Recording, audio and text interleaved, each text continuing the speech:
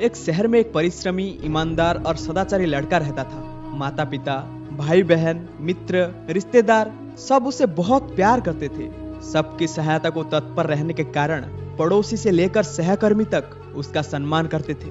सब कुछ अच्छा था, किंतु जीवन में वो जिस सफलता प्राप्ति का सपना देखा करता था वो उससे कोसों दूर था। वो दिन रात जी जान लगाकर मेहनत करता था, किंतु असफलता ही उसके हाथ लगती। उसका पूरा जीवन ऐसे ही निकल गया और अंत में जीवन चक्र से निकलकर वो काल चक्र में समा गया। क्योंकि उसने जीवन में बहुत सुकर्म किए थे, इसलिए उसे स्वर्ग की प्राप्ति हुई। देवदूत उसे लेकर स्वर्ग पहुंचे।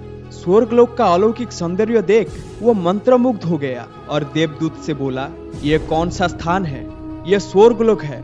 तुम्हारे अच्छे कर्म के कारण तुम्हें स्वर्ग में स्थान प्राप्त हुआ है। अब से तुम यहीं रहोगे। देवदूत ने उत्तर दिया। यह सुनकर लड़का खुश हो गया। देवदूत ने उसे वो घर दिखाया जहां उसके रहने की व्यवस्था की गई थी। वह एक आलीशान घर था। इतना आलीशान घर उसने अपने जीवन में कभी नहीं देखा था। देवदूत उसे घर के भीतर लेकर गया और एक एक करके सारे कक्ष दिखाने लगा। सभी कक्ष बहुत सुंदर थे। अंत में वो उसे एक ऐसी कक्ष के पास लेकर गया जिसके सामने स्वप्न कक्ष लिखा हुआ था।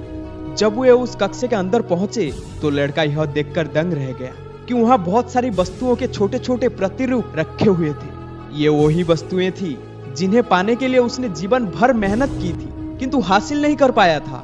आलीशान घर, कार, उच्च अधिकारी का पद और ऐसे ही बहुत से चीजें जो उसके सपनों में रह गई थी। वो सोचने लगा कि इन चीजों को पाने के सपने मैंने धरती लोक में देखे थे, किंतु वहां तो यह मुझे नहीं मिला। अब यहाँ इनका छोटे छोटे प्रतिरूप इस तरह क्यों रखे हुए हैं? वो अपनी जिज्ञासा पर नियंत्रण नहीं रख पाया और पूछ बैठा, यहाँ सब इस तरह, इसके पीछे क्या कारण है?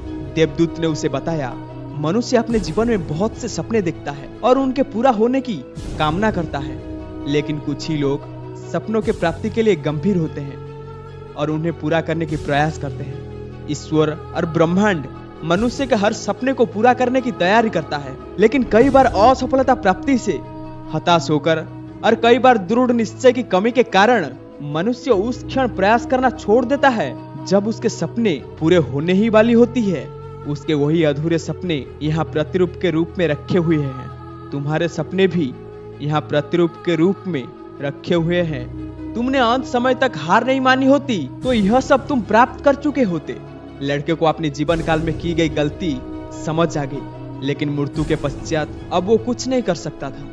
दोस्तों, किसी भी सपनों को पूरा करने की दिशा में काम करने के पूर्व यह दृढ़ निश्चय कर ले कि चाहे कितनी भी मुश्किल क्यों ना आए, चाहे कितनी बार भी असफलता का सामना क्यों ना करना पड़े, अपने सपनों को पूरा करने की दिशा में तब तक प्रयास करते रहेंगे जब तक वो पूरा नहीं हो जाता। अन्यथा समय निकल जाने के बाद यह मामला रह जाएगा कि काश मैंने थोड़ा सा प्रयास और किया होता।